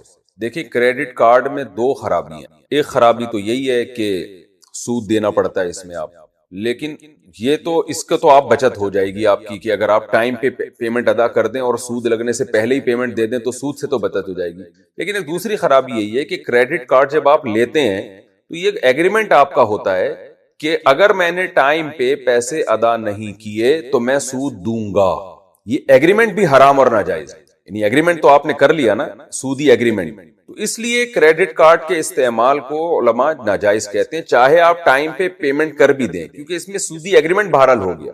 البتہ جہاں ضرورت ہو، جیسے بعض جگہ شاپنگ ممکن ہی نہیں ہوتی کریڈٹ کارڈ کے بغیر، وہ پیسے نہیں مانگتے وہ کارڈ مانگتے ہیں، ایک بات۔ بعض دفعہ یہ بھی ہوتا ہے کہ آپ اتنے پیسے لے جاتے ہیں تو چھننے کا خطرہ ہوتا ہے، کراچی میں تو جان کا خطرہ ہے، چھننا تو اب دور کی بات ہو گئی، ڈاکو آج کل گولیاں مار رہے ہیں۔ میں 1-2 ہفتے کے اندر 4 افراد کی خبریں مجھے ملی ہیں، جن میں 2 تو ہمارے ریلیٹو تھے جن کو پیسے چھیننے کے لیے ٹانگوں پہ گولیاں ماری، ایک کو تو شہید ہی کر دیا، اور آج بھی ایک خبر آئی ہے کہ وہ ڈاکوؤں نے اس کو گولی مار کے شہید کر دیا، جو موبائل اسنیچر ہوتے ہیں جو گلی محلوں میں گھوم رہے ہوتے ہیں۔ تو یہاں تو بہت حالات خراب ہیں، تو اگر کوئی ایسی مجبوری میں کیش رقم اٹھاتے ہوئے ڈرتا ہے کہ بھئی ڈاکو چھین کے لے جائیں گے، تو مجبوری میں بھی کریڈٹ کارڈ کا استعمال جائز ہوگا۔ تو یعنی 2 مجبوریاں ہو گئیں، ایک تو یہ کہ وہاں شاپنگ بعض جگہوں پہ کریڈٹ کارڈ کے بغیر ممکن ہی نہیں ہے، وہاں بھی جائز ہے۔ بعض دفعہ یہ ہوتا ہے کہ اتنی پیسے اٹھا کے لے جانا آپ کے لیے خطرے سے خالی نہیں ہوتا، تو ایسے موقع پہ بھی کریڈٹ کارڈ کا استعمال آپ کے لیے جائز ہوگا، لیکن اس میں پھر یہ وہ والی شرط کہ سود لگنے سے پہلے آپ بہرحال پیمنٹ کریں گے، وہ اس کی رعایت پھر بھی آپ کے لیے ضروری ہے۔ کیا مرد سرخ رنگ کا لباس پہن سکتے ہیں؟ کیا نبی صلی اللہ علیہ وسلم نے سرخ کلر کا کپڑا بھی پہنا ہے؟ عبداللہ منگھم سے۔ سرخ دھاریوں والے کپڑے آپ صلی اللہ علیہ وسلم نے پہنے، البتہ سرخ رنگ مکمل جو سرخ کلر ہوتا ہے اس کو نبی صلی اللہ علیہ وسلم نے ناپسند کیا ہے، تو مرد کے لیے ناپسندیدہ ہے، مکروہ ہے۔ جو بالکل گہرا سرخ کلر ہوتا ہے نا جو خواتین پہنتی ہیں، تو ایسا مکمل سرخ کپڑا پہننا کراہت سے خالی نہیں ہے، مکروہ ناپسندیدہ ہے۔ بیوی اگر ناراض رہتی ہو تو شوہر کیا کرے؟ میری بیوی زیادہ تر ناراض رہتی ہے اور ناراضی کی کوئی وجہ بھی نہیں ہوتی، اس صورت میں میرے لیے شریعت کا کیا حکم ہے؟ عباس صاحب اسلام آباد سے۔ بھائی آپ کسی ذریعے سے معلوم کروائیں بیگم سے، آپ خود نہ کریں، کسی ان کی کوئی سہیلی ہو، کوئی فرینڈ ہو یا کوئی ریلیٹیو ہو، سے معلوم کروائیں کہ بھئی پرابلم کیا ہے، کیوں ناراض رہتی ہیں، کوئی مسئلہ ہے تو بتائیں۔ پھر بھی کوئی معقول بات سامنے نہیں آتی تو پھر وہ بعض عورتوں کو نہیں شوہر سے مزاج مل رہا ہوتا، ان کو شوہر پسند ہی نہیں ہوتا تو منہ بنا کے رکھی بھی ہوتی ہیں وہ، تو ایسی صورت میں یا تو گزارا چلائیں کہ بھئی اسی طرح گزارا کرنا ہے زندگی بھر، یا یہ کہ میاں بیوی بیٹھ کے بات چیت کر لیں کہ بھئی اگر نہیں سمجھ میں آ رہا، آپ ناراض رہتی ہو تو ہم دونوں آپس کی انڈرسٹینڈنگ سے علیحدگی اختیار کر لیتے ہیں، آپ کہیں ایسی جگہ کر لینا عدت کے بعد جو جس سے آپ خوش رہا کریں، اور میں بھی ایسی جگہ کر لوں گا جو مجھ سے خوش رہا کرے گی، بشرطے کہ اس میں کوئی بڑا فساد نہ ہو۔ بعض دفعہ بچے ہو چکے ہوتے ہیں تو پھر علیحدگی میں بڑے نقصانات کا خطرہ ہوتا ہے، تو اگر کوئی علیحدگی میں کوئی نقصان نظر نہیں آ رہا سامنے تو پھر آپس میں میوچل انڈرسٹینڈنگ سے علیحدگی کا راستہ اختیار کر لیا جائے۔ آپ ایسی جگہ شادی کر لیں جو آپ سے خوش رہتی ہو، اور وہ بھی ایسی جگہ شادی کر لیں جن سے یہ پھر ناراض نہ رہا کریں، خوش رہا کریں۔ اور اگر یہ مشکل ہے آپ کے لیے یا اس میں نقصان کا خطرہ ہے جو کہ عام طور پر ہوتا ہے، اس لیے ڈیورس کا مشورہ نہیں دیا جاتا کہ اس میں نقصانات فائدوں سے زیادہ ہیں، تو پھر ایسی کنڈیشن میں بھائی برداشت ہی کریں، اور کیا ہے، پھر آپ کے پاس اللہ نے ایک اور شادی کا آپشن دی ہے، آپ ایک اور شادی کر لیں، اس کو الگ گھر دے دیں۔ اگر آپ کے پاس گنجائش نہیں ہے تو کوئی بہت ہی غریب لڑکی سے کر لیں جس کے نان نفقہ اٹھانا آپ کے لیے آسان ہو، تو اس سے امید ہے کہ یہ جو ناراض رہ رہی ہیں یہ ایک ہی دفعہ میں طبیعت سے ناراض ہو کے پھر خوش ہو جائیں گی انشاءاللہ۔ یعنی وہ ایک دفعہ ریئیکشن تو بہت ٹائٹ خاندانی قسم کا ہوگا، لیکن وہ ساری ناراضی جو موت تک ہونی تھی وہ ایک ہی دفعہ میں نکل کے، امید ہے پھر جب تک کمپٹیشن نہیں ہوتا نا تو بعض جگہ پر پھر جو ہے نا وہ نبھانا مشکل ہو جاتا ہے، جب آپ کی زندگی میں میں یہ پوری تقریر اس صورت میں کر رہا ہوں کہ فرض کر رہا ہوں کہ آپ صحیح کہہ رہے ہیں، باقی حقیقت کیا ہے یہ تو کوئی آپ کی بیگم سے جا کے پوچھے تو وہ بتائیں گے نا کہ میں کہاں ناراض رہتی ہوں، ناراض تو یہ رہتے ہیں. تو میں اس بحث میں نہیں جا رہا کہ آپ سچ کہہ رہے ہیں یا غلط کہہ رہے ہیں، یہ بحث میں نہیں جا رہا. میں تو کہہ رہا ہوں جو آپ نے لکھا ہے فرض کر رہا ہوں کہ یہ واقعی صحیح لکھا ہے، تو اس فرضی بات پر میں جواب دے رہا ہوں. تو حقیقت کیا ہے یہ آپ جانے، آپ کی بیگم جانے اور اللہ جانے. تو اگر کسی بھی میاں کی بیگم اس طرح کی رہتی ہے نا جو بلا وجہ ناراض رہتی ہے، تو تجربہ یہ ہے کہ جب میاں ایک اور شادی کر لیتا ہے تو وہ پھر بلا وجہ کم از کم ناراض نہیں ہوتی. کمپٹیشن ہوتا ہے، اس کو پتا ہے کہ بھائی اس کے پاس دوسرا آپشن بھی ہے، میں اگر تمیز سے نہیں رہوں گی تو وہ ادھر چلا جائے گا. تو مردوں کی طرف سے بھی غلطی ہوتی ہے اور خواتین کی طرف سے بھی غلطی ہوتی ہے. تو اس میں یہ بھی آپ کے پاس ایک آپشن ہے، یہ بھی اختیار کر سکتے ہیں. ورنہ یہ بھی نہیں ہو سکتا تو پھر صبر کریں. دنیا میں سارے مزے کبھی بھی انسان کو حاصل نہیں ہوتے. نبی صلی اللہ علیہ وسلم نے فرمایا کہ اللہ نے عورت کو پسلی سے پیدا کیا ہے، اگر تم مکمل سیدھا کرنے کی کوشش کرو گے نا تو طلاق تک نوبت پہنچے گی. تو گھر بسانے کے لیے کچھ برداشت کرنا پڑتا ہے. دوسرا آپ یہ بھی دیکھیں کہ اس میں ایک عیب ہے کہ یہ ناراض سی رہتی ہے، ہو سکتا ہے بہت ساری خوبیاں بھی ہوں، تو ان خوبیوں کو دیکھیں. جیسے کہ قرآن نے کہا عسیٰ ان تکرہوا شیئا وَيَجْعَلَ اللَّهُ فِيهِ خَيْرًا كَثِيرًا. خاص طور پر اللہ نے زوجہ کے بارے میں کہا کہ اگر تم اسے ناپسند کرتے ہو تو عین ممکن ہے اس میں ایک چیز کو تم ناپسند کرو لیکن کچھ اور ایسی خوبیاں بھی ہوں جو تمہیں دوسری عورت میں نہ ملے. یہ سوچ کے بھی انسان کو صبر کرنا چاہیے. بیوی سے کہا تم شادی کر لو، کیا ان الفاظ سے طلاق واقع ہو جائے گی؟ کچھ دن پہلے میرے شوہر نے مجھے کہا کہ تم شادی کر لو، کئی مرتبہ یہ کہا، کیا اس سے کوئی طلاق واقع ہوگی یا نہیں؟ تمنا صاحبہ بنگلہ دیش سے. اگر شوہر نے طلاق کی نیت سے یہ الفاظ کہے ہیں تو پھر ایک طلاق رجعی واقع ہوگی جس میں شوہر کو رجوع کا حق حاصل ہوگا، کیونکہ پھر شوہر کا مطلب گویا یہ ہوگا کہ تم شادی کر لو لِأَنِّي قَدْ طَلَّقْتُكِ، اس لیے کہ میں تمہیں طلاق دے چکا ہوں. تو یہ الفاظ یعنی میں تمہیں طلاق دے چکا ہوں یہاں مقدر ہیں. جیسے کہ اگر کوئی شخص بیوی سے کہہ دے تم عدت گزارنا شروع کرو، تو مطلب یہ ہے کہ میں گویا تمہیں طلاق دے چکا ہوں اس لیے تم عدت گزارنا شروع کرو. تو اگر شوہر نے طلاق کی نیت سے یہ الفاظ کہے ہیں کہ میں ان الفاظ سے گویا تمہیں طلاق دے رہا ہوں، تو پھر تو طلاق واقع ہو جائے گی، ایک ہوگی رجعی ہوگی. لیکن اگر شوہر کی نیت طلاق کی نہیں ہے بلکہ ویسے ہی کہہ رہے جیسے بعض آدمیوں کی عادت ہوتی ہے، ابے بھائی تو کہیں اور شادی کر لے جب تمہیں میں پسند نہیں آ رہا، تو کہیں اور بعض عورتیں کر رہی ہوتی ہیں نا اپنے شوہر کے سامنے کسی دوسرے مرد کی تعریف کی، وہ وسیم دیکھو کتنا اچھا اپنی بیوی کا خیال کرتا ہے، ایسے آئس کریم بھی لا کے دیتا ہے اور کام بھی نہیں لیتا، اور وہ 12 بجے تک اس کی بیوی دوپہر سوتی پڑی رہتی ہے، اسے کچھ نہیں کہتا. تو شوہر جل بھن کے کہتے ہیں پھر تو وسیم سے ہی کر لے شادی. تو اس طرح کے اگر کوئی الفاظ ہیں تو پھر یعنی اس نیت سے ہیں تو پھر طلاق واقع نہیں ہوگی. تو عام طور پہ تو طلاق کی نیت سے یہ الفاظ نہیں کہے جاتے. ہمارے ہاں طلاق جب دی جاتی ہے تو یا تو طلاق کا لفظ ہوتا ہے یا تم مجھ پر حرام ہو یا میری طرف سے تم بالکل فارغ ہو، اس طرح کے الفاظ استعمال ہوتے ہیں. یہ الفاظ ہوتے نہیں، لہذا خام ہمیں وہم نہ کریں. لیکن اگر شوہر کہتا ہے کہ بھئی میری طلاق کی نیت تھی کہ میں طلاق دے رہا ہوں تمہیں اس لیے تم شادی کر لو، تو پھر طلاق رجعی واقع ہو. والدین سے بات چیت پر طلاق معلق کرنا. میرے شوہر نے کچھ وقت پہلے غصے میں مجھے کہا تھا کہ اگر تم نے اپنے والدین سے بات کی یا ان سے سلام بھی کیا تو تمہیں طلاق ہو جائے گی، اور کچھ دنوں بعد زبردستی مجھے میکے بھی چھوڑ دیا. چنانچہ میری والدین سے بات ہو گئی، تو اب کیا ہمارا نکاح باقی ہے یا نہیں؟ اس کا حل بھی بتا دیں. دیکھیں یہ جو طلاق کو جب کسی شرط کے ساتھ مشروط کیا جاتا ہے، معلق کیا جاتا ہے، تو دو طرح سے ہوتا ہے، اس کو خوب سمجھیں. بعض دفعہ ایسے ہوتا ہے کہ بیوی جیسے گھر سے نکل رہی ہے شاپنگ کے لیے، مرد کا مقصد ہوتا ہے اس وقت اسے روکنا، ہمیشہ کے لیے روکنا مقصد نہیں ہوتا. وہ جا رہی ہے یہ روک رہا ہے ابھی نہ جاؤ، وہ جا رہی ہے یہ روک رہا ہے ابھی نہ جاؤ، یا ماں باپ کے گھر جا رہی ہے لڑکے، شوہر اس وقت جانے سے روک رہا ہوتا ہے کہ ابھی نہ جاؤ. اس وقت ان کے درمیان پھڈا ہوتا ہے، لیکن اور شوہر یہ کہتا ہے اگر تم گھر سے نکلی تو تمہیں طلاق ہے، یا اگر تم ماں باپ کے گھر گئی تو تمہیں طلاق ہے. تو مطلب یہ نہیں ہوتا زندگی میں کبھی بھی گئی، مطلب یہ ابھی اگر نہیں گئی. تو ابھی کا لفظ زبان سے تو مرد ادا نہیں کرتا، لیکن حالات سے سیاق و سباق سے پتہ چل رہا ہوتا ہے کہ اس کا مقصد ہے ابھی روکنا. تو ایسی صورت میں اگر اس وقت چلی گئی تو طلاق ہو جائے گی، اس وقت نہیں گئی بعد میں گئی تو پھر طلاق واقع نہیں ہوگی. اس کو یمین فور کہتے ہیں فقہ کی اصطلاح میں، کہ الفاظ تو ایسے نہیں ہیں کہ جس سے یہ پتہ چل رہا ہو کہ یہ اس خاص وقت کے لیے، لیکن سیاق و سباق سے پتہ چل رہا ہوتا ہے کہ یہ ابھی کے لیے روک رہا ہے، ہمیشہ کے لیے نہیں روک رہا. تو اب اگر آپ کے شوہر نے آپ اس وقت والدہ کو فون کرنا چاہ رہی تھی، والدہ سے بات کرنا چاہ رہی تھی، والدہ کو سلام کرنا چاہ رہی تھی اس وقت، اور مرد آپ کو روک رہا تھا کہ ابھی نہ کرو، تو اس نے ابھی کے الفاظ استعمال تو نہیں کیے، لیکن اس کی نیت یہی تھی کہ ابھی نہ کرو، اور سیاق و سباق سے بھی پتہ چل رہا تھا.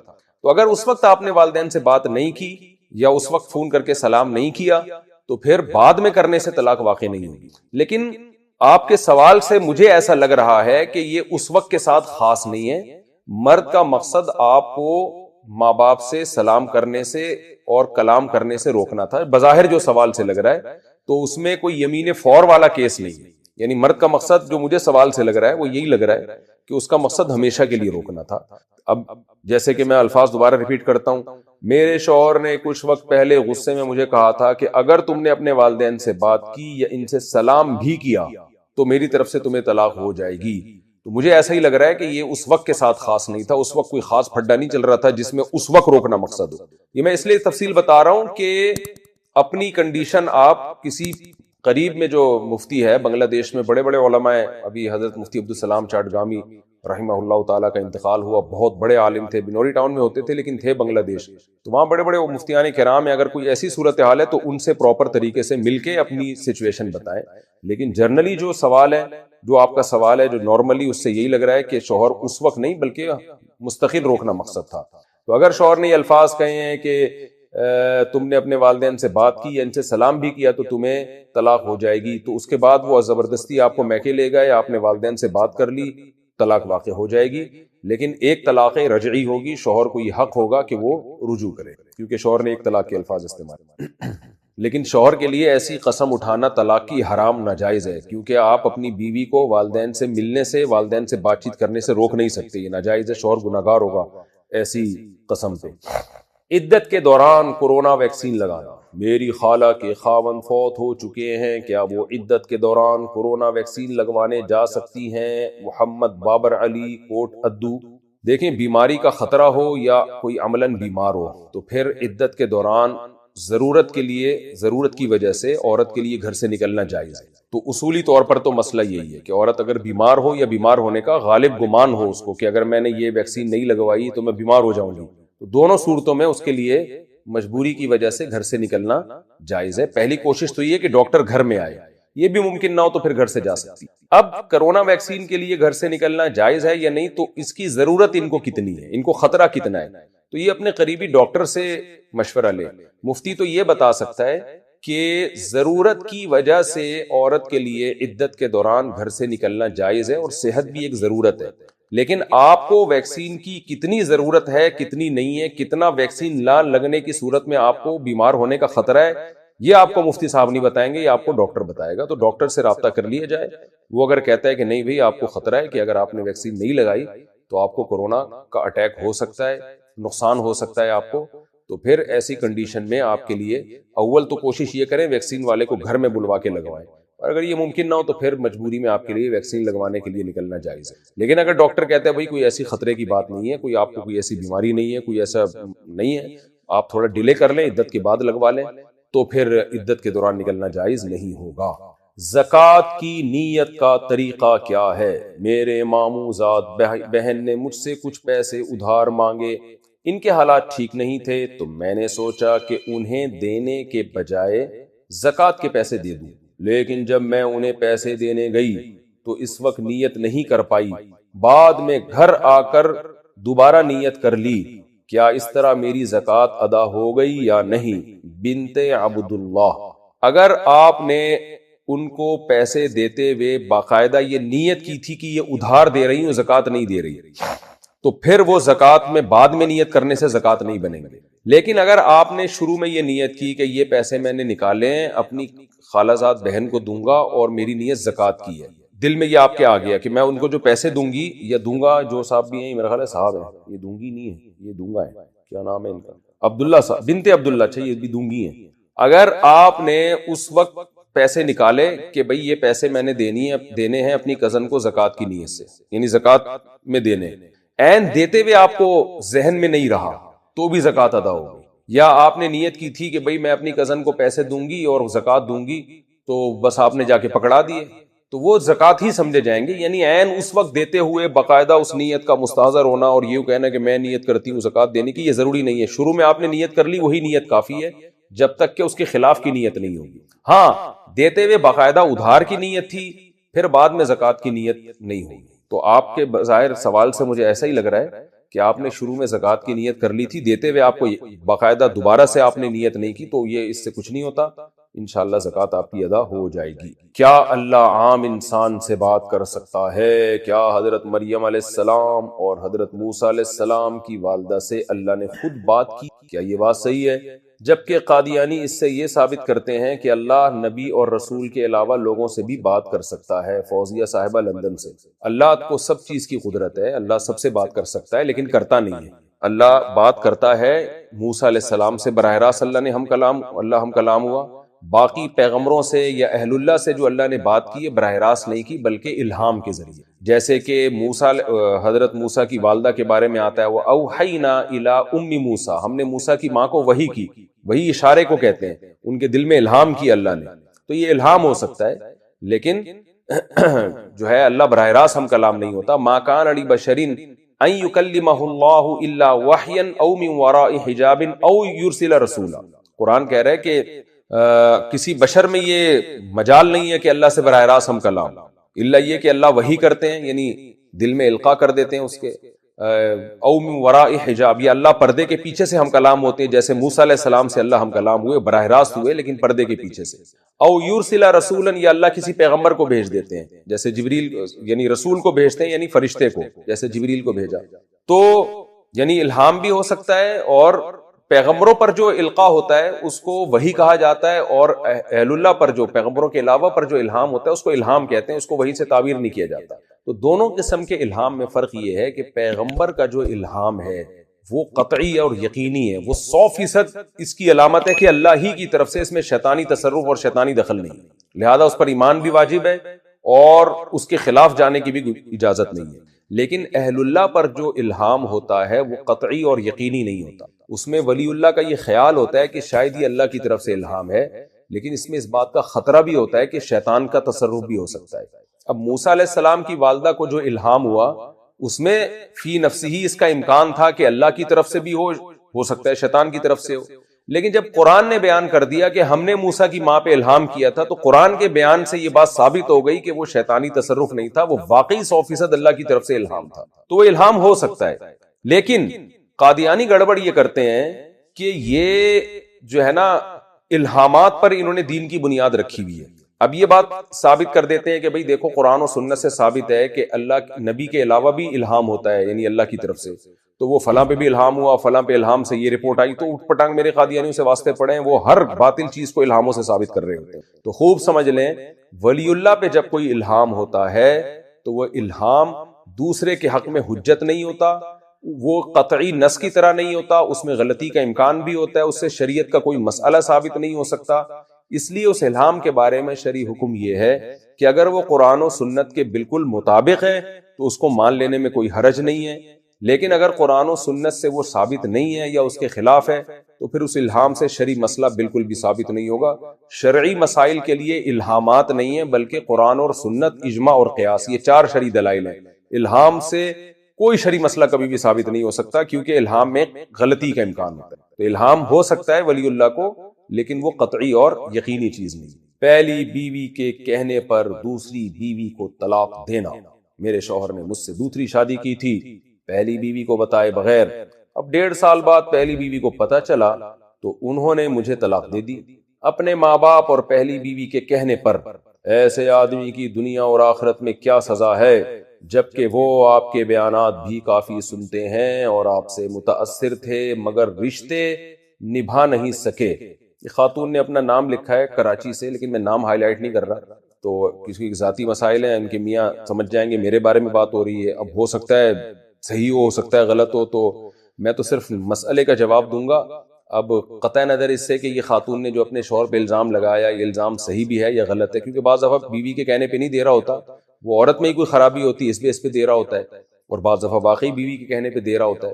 تو قطع نظر اس سے کہ جو مسئلہ انہوں نے پوچھا ہے وہ حقیقت میں ہے یا نہیں ہے، میں تو جو پوچھا گیا اس کا جواب دے سکتا ہوں. کہ یہ جو محترمہ نے پوچھا ہے کراچی سے کہ میرے شوہر نے مجھ سے دوسری شادی کی پہلی بیوی کو بتائے بغیر، اب پہلی بیوی نے دباؤ ڈالا اور اس کے کہنے پر مجھے طلاق دے دی، تو محترمہ اگر واقعی آپ کے شوہر نے ایسا کیا ہے تو آپ کے شوہر نے بہت بری حرکت کی، اور یہ بہت سارے کیسز میرے سامنے آ چکے ہیں. شادی کا دم ہوتا نہیں ہے، جب پکڑے جاتے ہیں دباؤ میں آ کے دوسری کو چھوڑ دیتے ہیں. میں اکثر بیانات میں ایک بات کہتا ہوں کہ بسوں کے پیچھے کراچی میں لکھا ہوتا ہے تپڑ ہے تو پاس کر ورنہ برداشت کر. یہ میں نے بہت دفعہ دیکھا تھا ٹرکوں پہ، بسوں پہ. بچپن میں ہم جب جاتے تھے بائک میں، بسوں کے پیچھے لکھا ہوتا تھا، اس وقت اس کا مطلب سمجھ میں نہیں آتا تھا کہ کیا لکھا ہوا ہے، تپڑ ہے تو پاس کر ورنہ برداشت کر. آج اس کا مطلب سمجھ میں آ رہا ہے جب دوسری شادی لوگ کرتے ہیں اور وہ دباؤ میں آ کے طلاق دے دیتے ہیں. ان کو میں کہتا ہوں بھائی تپڑ نہیں تھا تو آپ کو اس عمل سے گزرنا ہی نہیں چاہیے. جب میرے پاس کوئی آتا ہے نا دوسری شادی کرنا چاہتا ہوں، میں اسے کہتا ہوں آپ میں دم ہے، حوصلہ ہے یا نہیں؟ تو جب دم نہیں تھا تو آپ نے کیوں ایک لڑکی کی طلاق کا دھبا جب عورت پہ لگتا ہے تو وہ تو ایک اس کی دوبارہ شادی کا بہت بڑی ٹینشن کا کام بن جاتا ہے. اپنی بیٹیاں اپنی بہنوں کو سامنے رکھ کے سوچا کریں.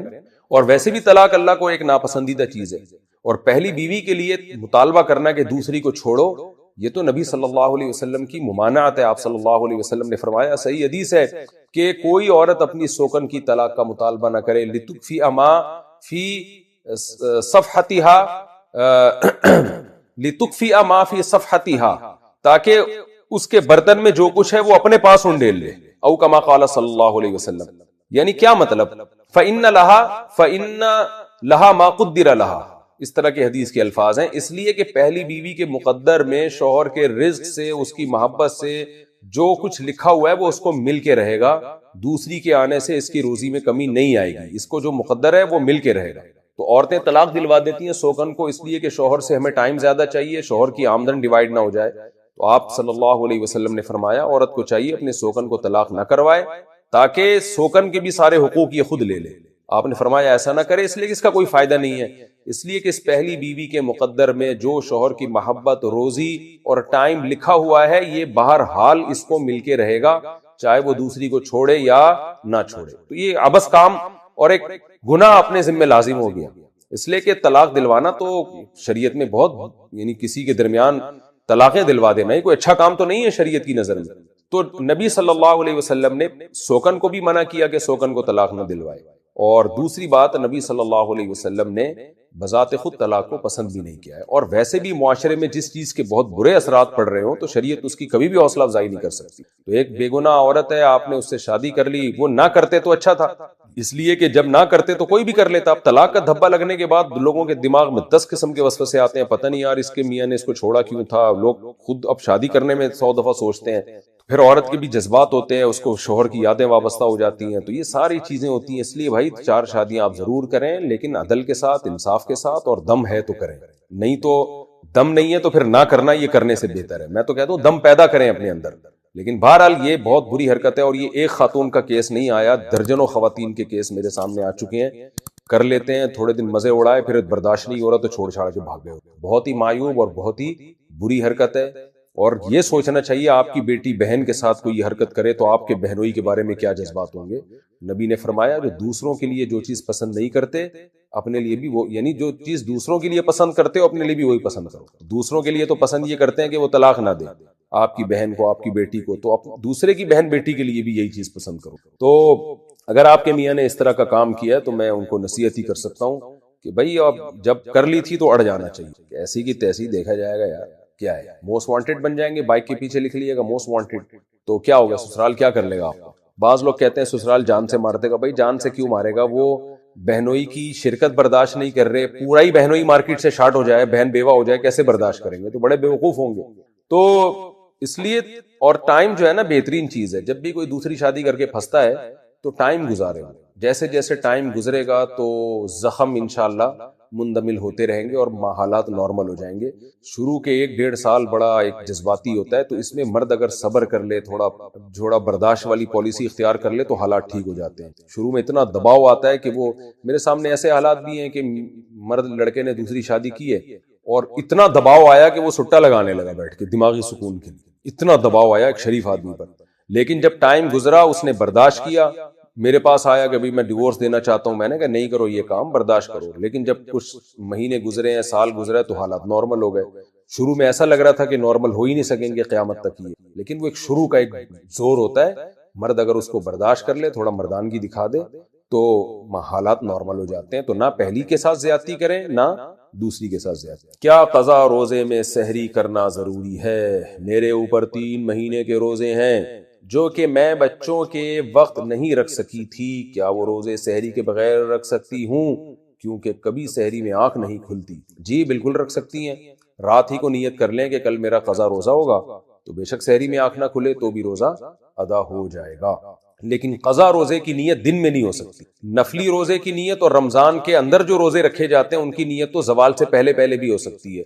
اگر سحری میں نہیں آنکھ کھلی تو آپ صبح 10 بجے نیت کر لیں, 11 بجے نیت کر لیں.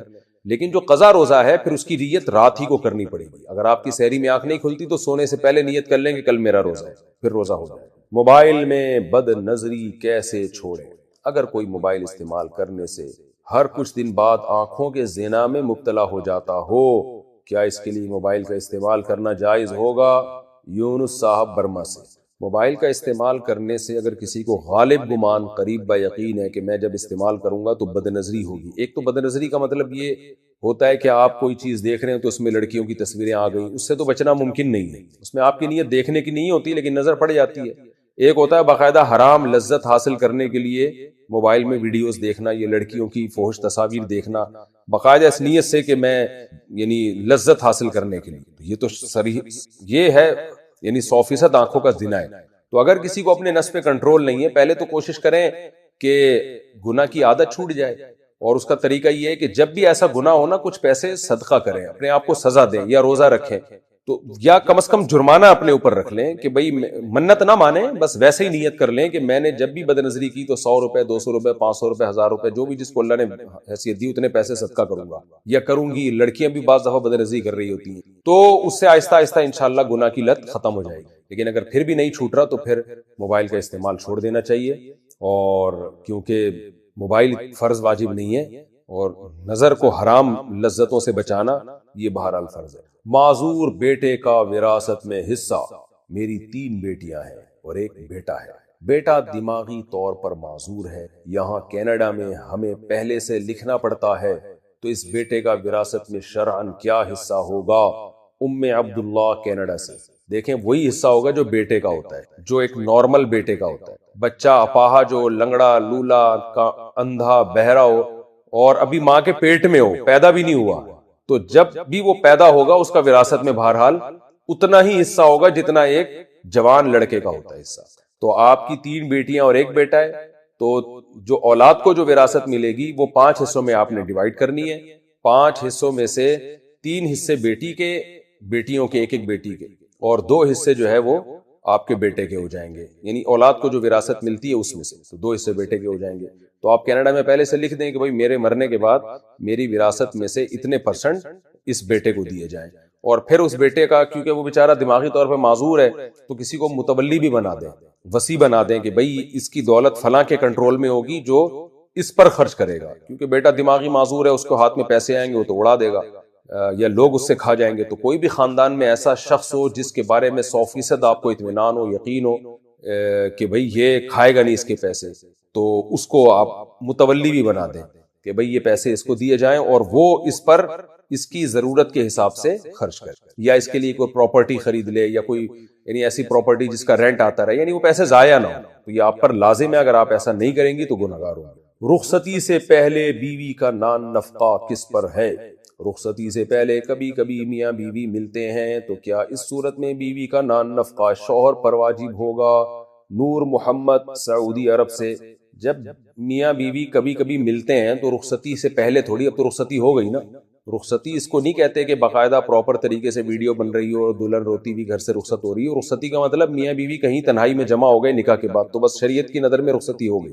تو اب اگر شوہر بیوی کو اپنے گھر میں رکھنا چاہ رہا ہے لیکن بیوی شوہر کی پرمیشن کے بغیر اپنے ابا کے گھر میں رہ رہی ہے, پھر ایسی صورت میں شوہر کے ذمے نان نفقہ نہیں ہے, کیونکہ شوہر تو رکھنا چاہ رہا ہے, بیوی کہہ رہی ہے میری مجبوری ہے میں نہیں آ سکتی.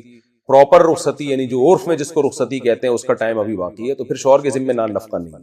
لیکن اگر بیوی رہنا چاہ رہی ہے, شوہر کو اصرار کر رہی ہے بھائی رخصتی کرو, اور شوہر کہہ رہے نہیں میرے پاس ابھی ٹائم نہیں ہے, میں ابھی نہیں اگلے سال, تو ایسی صورت میں کیونکہ عورت ایگری ہے بہرحال, تو اب کوتاہی مرد کی طرف سے ہے, تو لہذا مرد پہ پھر ایسی بیوی کا نان نفقہ لازم ہوگا۔ اچھا بھائی، بیوی لڑ کر میکے چلی گئی تو نفقہ کیا کیا حکم ہے؟ میاں بیوی میں جھگڑا ہو گیا، بیوی بچے لے کر اپنے والدین کے گھر چلی گئی اور شوہر کے بلانے سے بھی نہیں آ رہی، کیا اس صورت میں بیوی اور بچے کا نان نفقہ شوہر پر واجب ہوگا؟ نور محمد، سعودی عرب۔ نور محمد نے دوبارہ اسی ٹائپ کا مسئلہ پوچھا ہے۔ نہیں نور بھائی، واجب نہیں ہوگا، کیونکہ شوہر بلا رہا ہے، وہ نہیں آ رہی، تو اس میں عورت کو ہم ناشزہ کہیں گے۔ ناشزہ کا مطلب جو یعنی کوتاہی اس کی طرف سے، تو ایسی صورت میں شوہر پر جتنے دن بیوی گھر میں رہے گی نان نفقہ واجب نہیں ہے۔ البتہ بچوں کا نان نفقہ شوہر پہ بہرحال لازم ہے، بشرطے کہ عورت بچوں کو شوہر سے ملنے دے رہی ہو، تو پھر شوہر کے ذمہ نان نفقہ لازم ہے۔ نکاح کے وقت لڑکی میں کیا دینداری دیکھیں؟ حدیث میں آتا ہے کہ دیندار لڑکی کو نکاح میں ترجیح دینی چاہیے۔ یہ کیسے معلوم ہوگا کہ لڑکی واقعی دیندار ہے؟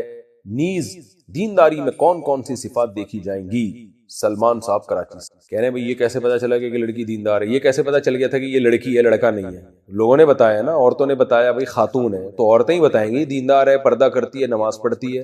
اب اس کے کوئی میڈیکل ٹیسٹ تو ہونے سے رہے، تو لوگوں سے ہی پتا چلے گا۔ بھئی آپ اس کی فرینڈ سے، یعنی اس کی جو ریلیٹیوز ہیں ان سے، فرینڈ سے میری مراد جو سہیلیاں ہیں، کیونکہ صاحب بوائے فرینڈ تو کسی دیندار لڑکی کے ہو نہیں سکتے، تو اس کے ریلیٹیو سے پوچھیں، اس کی جو بھی جاننے والے اس کے اڑوس پڑوس پوچھیں، بھائی جو ان کے گھر آنے جانے والی خواتین ہیں کہ بھئی دیندار ہے، پردہ کرتی ہے، نماز پڑھتی ہے، ہاں جی صوم و صلاۃ کی پابند ہے تو دیندار ہے۔ تو 100% تو کسی کے بارے میں کوئی بھی اندازہ نہیں لگا سکتا۔